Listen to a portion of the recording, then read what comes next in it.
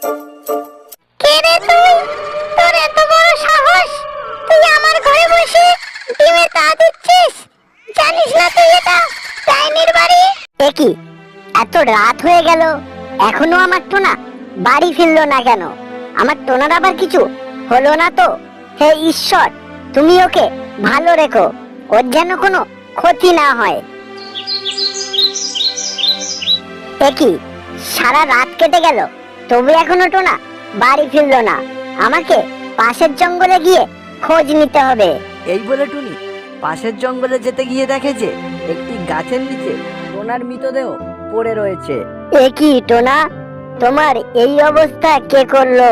নিশ্চয়ই কোনো ডাকাতের দল করেছে। আমাকে ছেড়ে তুমি সারা জীবনের জন্য চলে গেলে। আমি তোমাকে এখানে আসতে বারবার বারণ করেছিলাম, কিন্তু তুমি আমার কোনো কথাই শোনোনি। এমন সময় মুষলধারায় বৃষ্টি শুরু হয় আর টুনি বলতে থাকে, কি আবার মুষলধারায় বৃষ্টিও শুরু হয়েছে? মনে হচ্ছে আজকে আমি ডিম দেব, কিন্তু আমার বাসা তো ভেঙে মাটিতে পড়ে গেছে।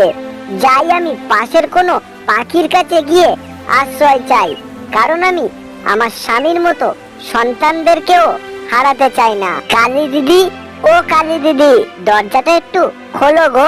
আরে কি হয়েছে, এত চেঁচাচ্ছিস কেন তুই? কালী দিদি, এই বৃষ্টিতে আমার বাসা ভেঙে পড়ে গেছে, এদিকে আমার ডিম দেওয়ার সময়ও হয়ে গেছে।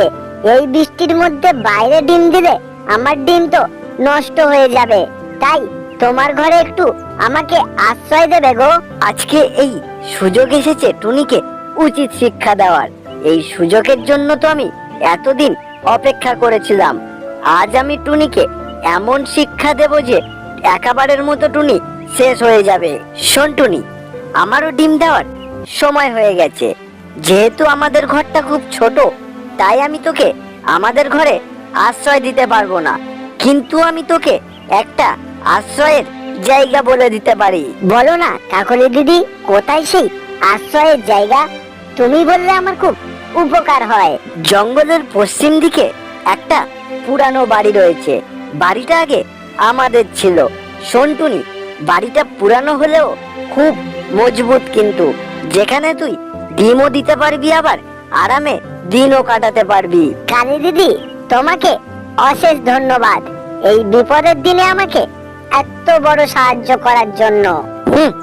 উপকার না ছাই, যা না যা, ওখানে গেলে তুই ভালোভাবেই বুঝতে পারবি আমি তোকে কেন ওখানে পাঠিয়েছি। এরপর টুনি সেই ঘরে গিয়ে ঘরটাকে পরিষ্কার করে সেখানে ডিম দিতে বসে। আরে আমি দুটো ডিম দিলাম, তাহলে দুটো ছানা হবে আমার। টোনা বেঁচে থাকলে আজ কতই না খুশি হতো। এই কথা বলে টুনি আবার ডিমে তা দিতে বসে।